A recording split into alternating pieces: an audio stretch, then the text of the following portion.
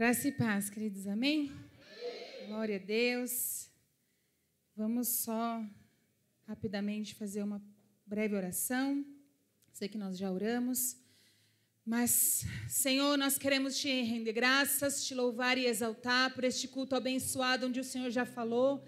Eu peço que o Senhor venha, Pai, mais uma vez, Senhor, nesse dia, usar a minha vida, Pai, para trazer aquilo que o Senhor quer para a tua noiva, a tua igreja, Senhor, o teu povo escolhido. Pai, traz a tua porção, Pai, o teu alimento, daquilo que o Senhor quer derramar sobre nós no dia de hoje. É o que nós te pedimos e já te agradecemos em nome de Jesus. Amém? Glória a Deus. Abra a tua Bíblia comigo no livro de Gênesis, capítulo 26. Gênesis, capítulo 26, a partir do versículo 1. Amém? Glória a Deus. E diz assim a palavra do Senhor: Houve naquela região uma época de grande escassez de alimentos, como ocorrera no passado, no tempo de Abraão. Por esse motivo, Isaque foi até a cidade de Gerar, onde Abimeleque era o rei dos filisteus. Versículo 12. Isaque semeou naquela terra, e naquele ano colheu o cêntuplo, porque o Senhor o abençoou.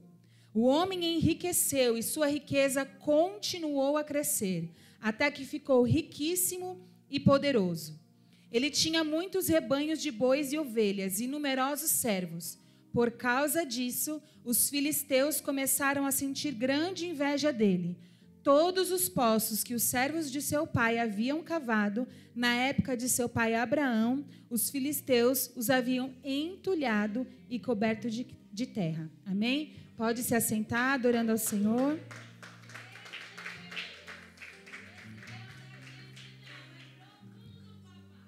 Isaque, a palavra do Senhor diz que foi invejado ali na terra de Gerar pelos filisteus devido à sua prosperidade.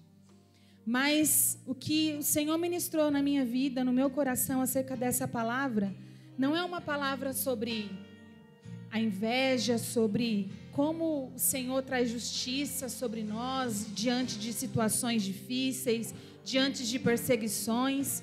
É verdade que o Senhor é justo, que Ele vê o nosso coração, as nossas intenções, mas o que eu quero compartilhar com vocês, algo que o Senhor me ministrou, foi a trajetória que Isaque percorreu, a conduta que Isaque teve em resposta às situações difíceis que ele enfrentou. Isaque, ele tinha uma herança, ele era descendência de Abraão. E no versículo 2, a Bíblia diz que o próprio Senhor falou com Isaque também. Diz assim, 26, versículo 2: O Senhor apareceu a Isaque e orientou: Não desças ao Egito, fica na terra que eu te indicar. Habita nessa terra, eu estarei contigo e te abençoarei, porque é a ti e à tua raça que darei todas essas terras e manterei o juramento que fiz ao teu pai Abraão. Farei a tua descendência numerosa como as estrelas do céu. Eu lhe darei todas essas terras por tua posteridade. Serão abençoadas todas as nações da terra. Porque Abraão me obedeceu, guardou as minhas ordenanças, meus mandamentos, meus princípios e minha lei. A promessa estava sobre Isaque, por conta de uma descendência. Pela obediência de seu pai Abraão, Isaque tinha uma promessa sobre ele. E Isaque também tinha herdado os postos de seu pai. Porém, a palavra diz que os postos dele foram entulhados. Eram os postos dele por herança. Ninguém tinha o direito de entulhar os postos dele. Ninguém tinha o direito de mexer naquilo que era a herança de Isaque. E mesmo o pai de Isaque, Abraão, sendo obediente, e mesmo o próprio Isaque obedecendo ao Senhor, ainda assim os seus postos foram entulhados. O versículo 6 diz: Isaque, portanto, se estabeleceu em Gerar, como o Senhor tinha ordenado. Versículo 12, nós já lemos e sabemos ali que por causa da sua prosperidade, os homens acabaram entulhando os poços. Ele era próspero, ele era abençoado.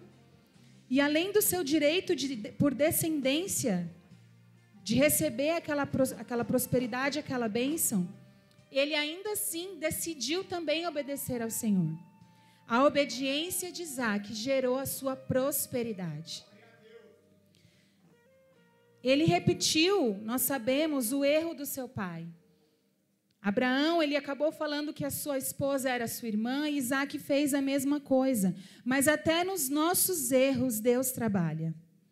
Ele é fiel mesmo quando nós não somos, quando há um propósito para ele cumprir. Em Gênesis 26:15, nós vimos que todos os poços que os servos do seu pai Abraão, todos os poços que os servos de seu pai haviam cavado, na época de seu pai Abraão, os filisteus os haviam entulhado e coberto de terra. Então Abimeleque pediu a Isaque: é melhor que deixes esta terra, pois te tornaste mais poderoso do que nós.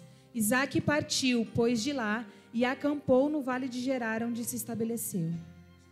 Agora Isaque vê os seus poços entulhados, os poços que eram seu por direito. Talvez aqui eu e você, diante dessa situação, uma situação onde Isaque foi obediente à palavra do Senhor, de se estabelecer onde Deus havia mandado, uma palavra onde ele tinha recebido por descendência, por herança, as bênçãos pela obediência de seu pai, e ainda assim os seus poços foram entulhados.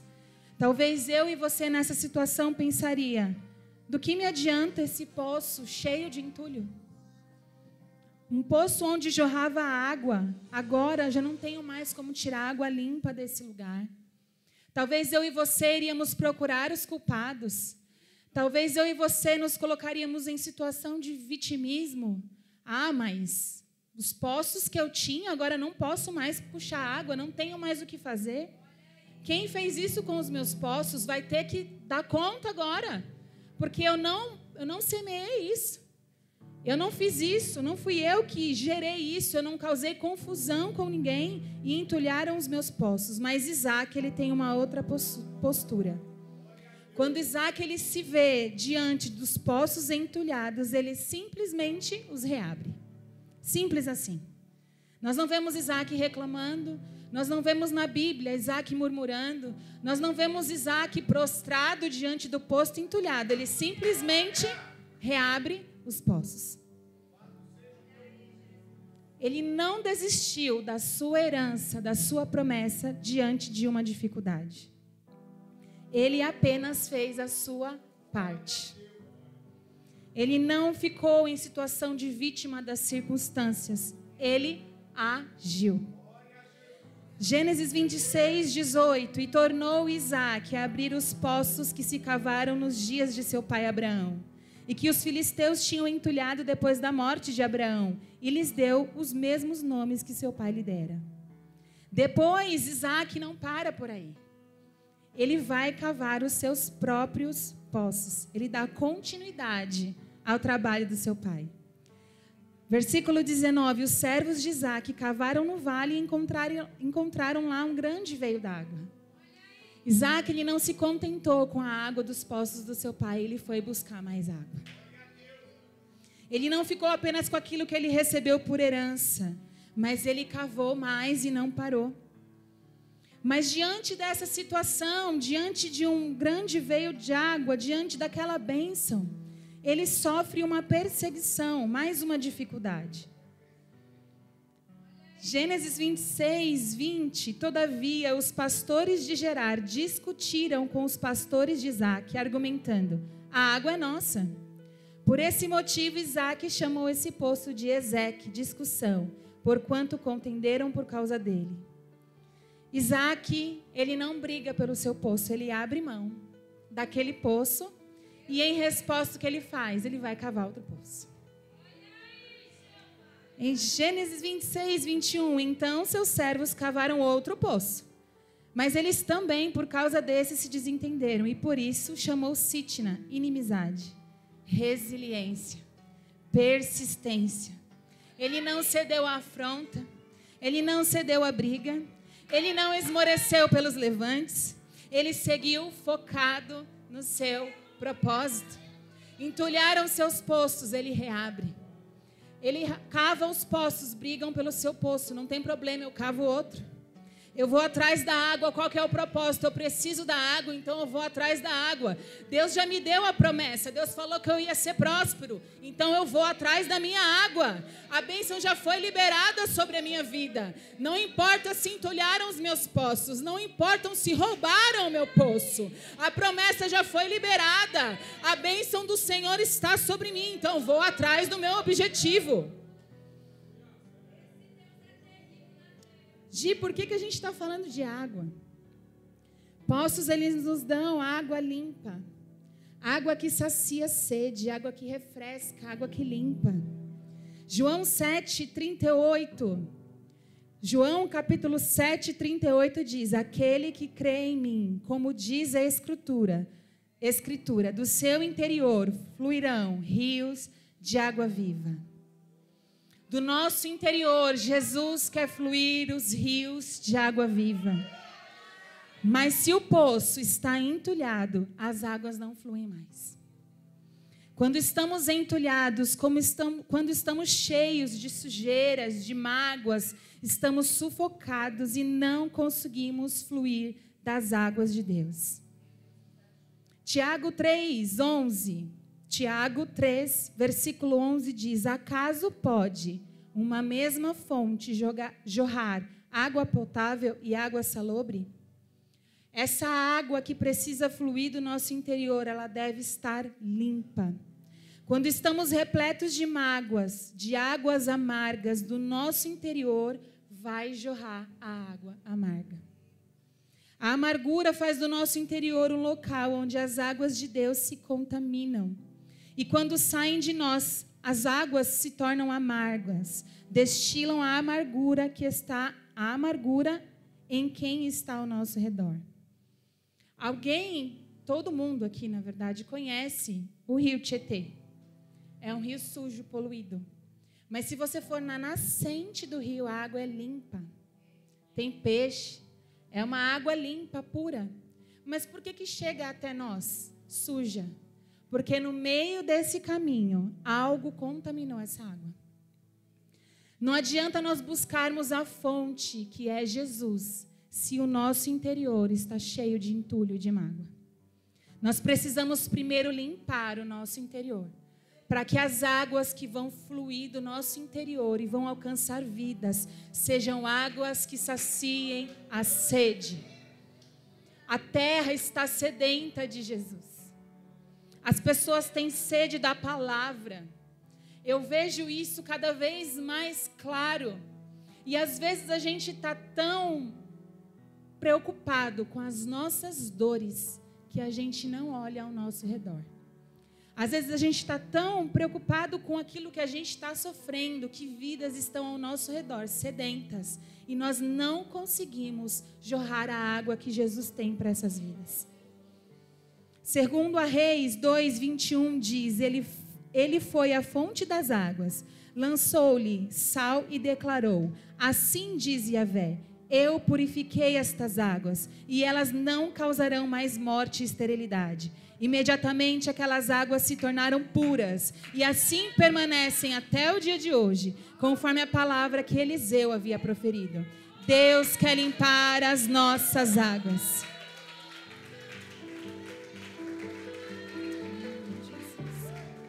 Deus quer tornar as nossas águas limpas.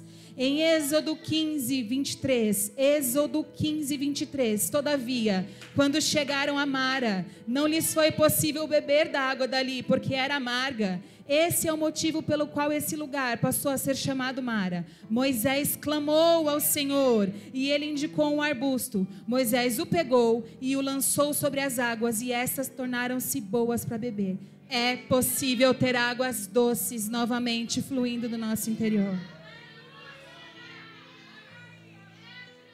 O Senhor tem cura para o nosso interior. O Senhor tem liberdade para nós fluirmos no seu Espírito, para que a gente venha jorrar as águas do Senhor sobre as vidas. Mas o que nós precisamos fazer? Desentulhar os poços. Remover aquilo que está impedindo o fluir das águas do Senhor do nosso interior. Deus, Ele quer te usar como fonte para transbordar sobre as vidas. Ele quer te usar como um canal que mata a sede. Quando estamos entulhados, como eu falei, não estamos vendo quem está sofrendo ao nosso redor.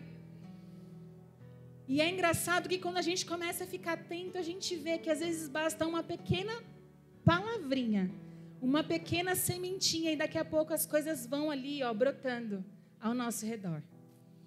Eu começo a falar, às vezes, em algum ambiente, ali no trabalho, é um lugar hoje em dia que eu mais convivo, ali, né? Porque a gente fica o dia inteiro no trabalho, passa o dia inteiro ali com aquelas pessoas.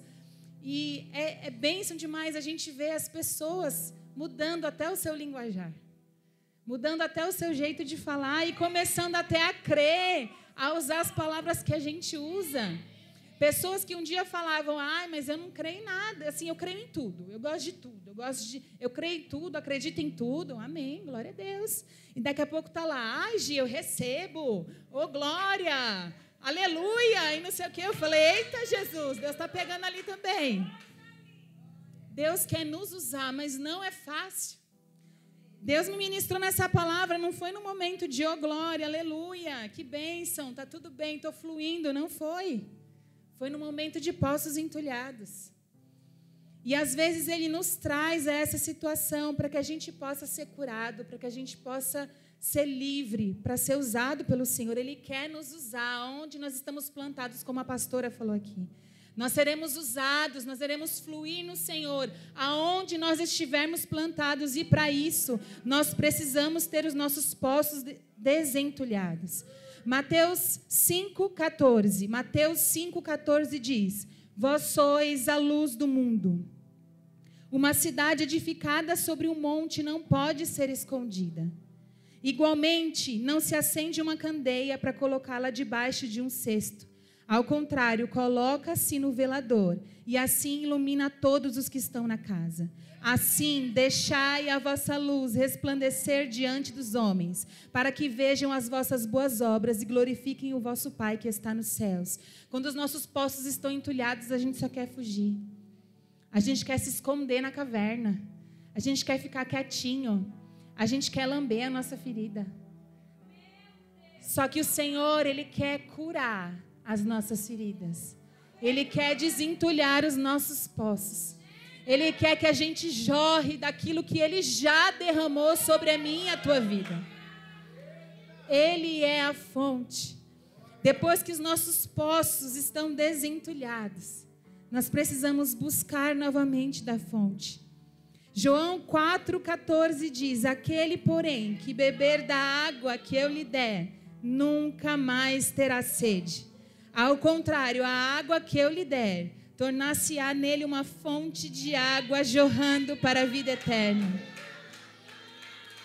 Aleluia. Jesus é a fonte.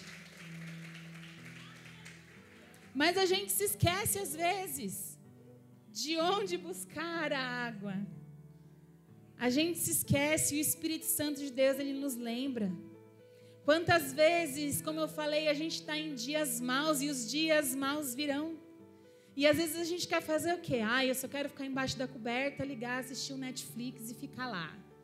Vou pôr aquela música de sofrência, misericórdia.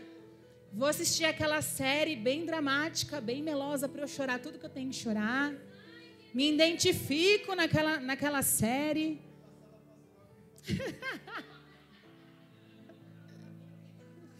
Como diz a pastora, como que é o nome da pastora que ministrou aqui na sexta-feira?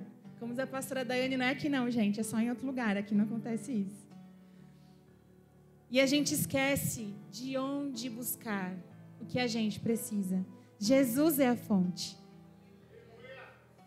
Ele quer limpar o nosso interior para que as águas dele cheguem limpas ao destino. Mas e se do meu poço não tem mais como brotar água? E se as águas do meu poço já secaram? Continua cavando. Continua buscando. Continua clamando. Continua orando. Continua jejuando. Continua consagrando. Continua lendo a palavra. Jesus é a fonte. Continua buscando a água da vida. Continua buscando a água que sacia a sede. Em Gênesis 26, 22, a história de Isaac continua. Isaac mudou-se dali e construiu um outro poço, e ninguém discutiu por causa desse. Deu-lhe, portanto, o nome de Reobote, lugar espaçoso, e acrescentou: agora o Senhor nos abriu um bom espaço e prosperamos na terra. Isaac teve de cavar 3 poços.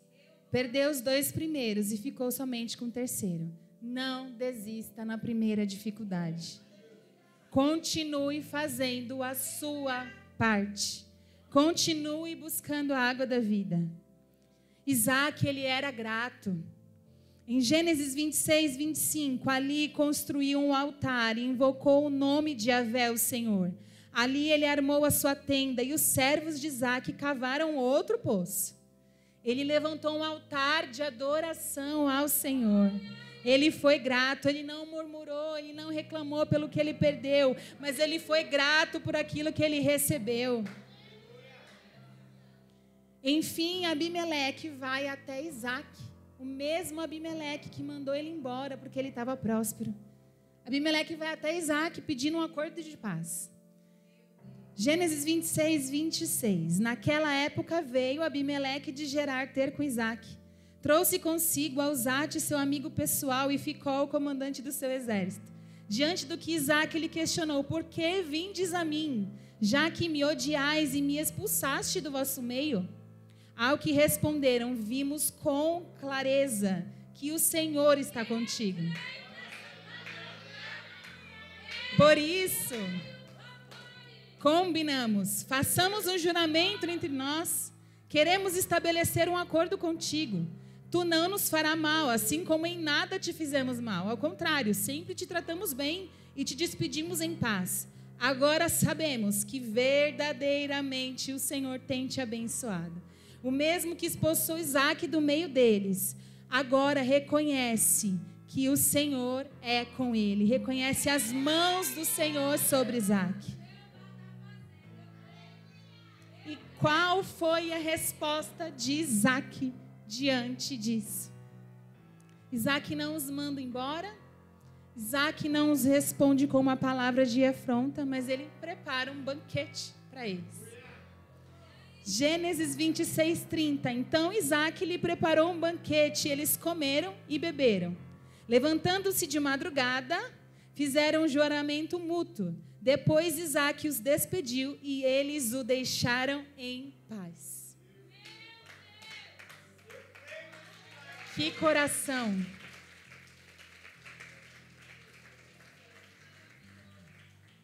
Eu falei: Jesus, eu fico constrangida. Misericórdia, me converte. Olha o coração de Isaac. Alguém focado no seu alvo, que não se abala, que não se deixa parar, mas persevera. Não brigou pelos postos, escolheu a paz, continuou trabalhando, fazendo a sua parte, abriu mão, foi abençoado e reconheceram as mãos do Senhor sobre ele. Depois de tudo isso, ele recebe quem o expulsou e prepara banquete. Ele abençoa e alimenta.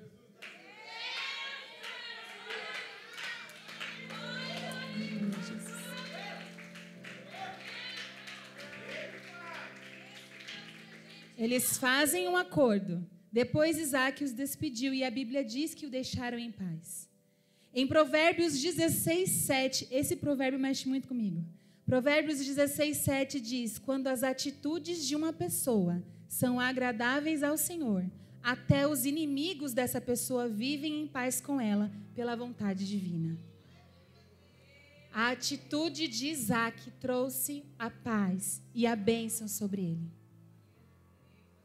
Depois do acordo de paz que Isaac fez, depois de abençoar e alimentar quem o tinha expulsado, o 4º poço cavado gera água.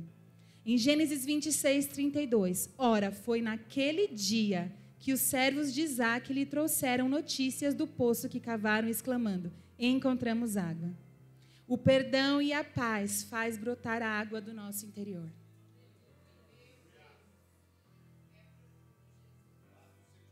A intenção nessa palavra não é nos fazer pensar em quem nos perseguiu, em quem nos machucou, em quem nos feriu. Talvez até a situação nos pareça injusta.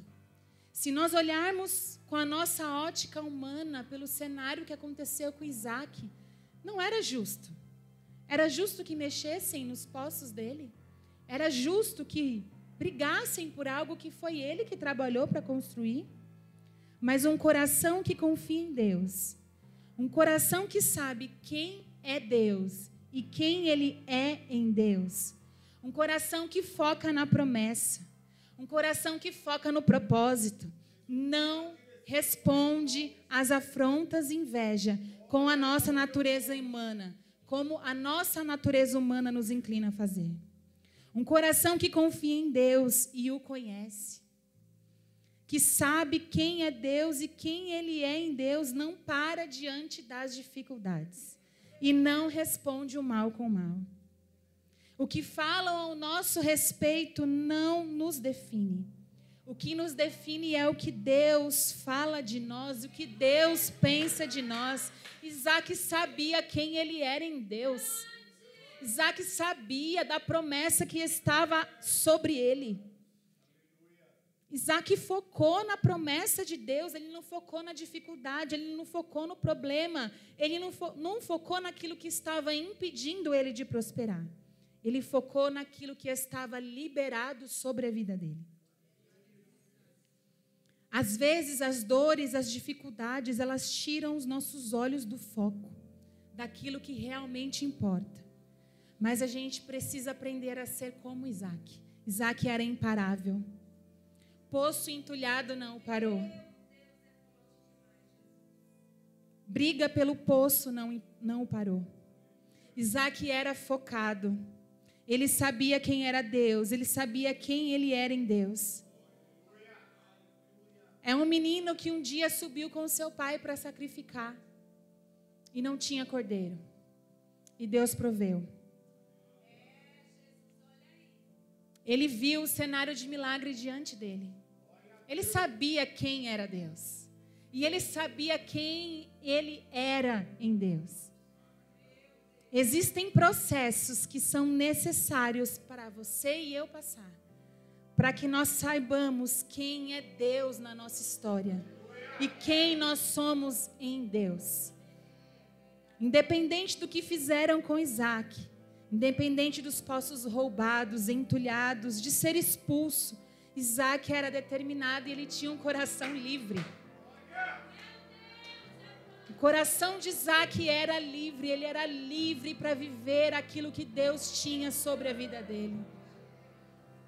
Ele não era preso a situações que estavam tentando impedir a sua bênção. Ele era livre. Ele não parava diante da dificuldade, ele estava focado. As dificuldades não iam fazer a bênção não ser liberada sobre ele, porque ele já tinha a promessa. Ele já tinha caminhado com Deus, ele já sabia, ele ouvia ao Senhor. Aprenda a ouvir aquilo que Deus te diz e guarde no seu coração a palavra que o Senhor te deu, porque os dias maus virão e você vai precisar trazer à memória aquilo que te traz esperança.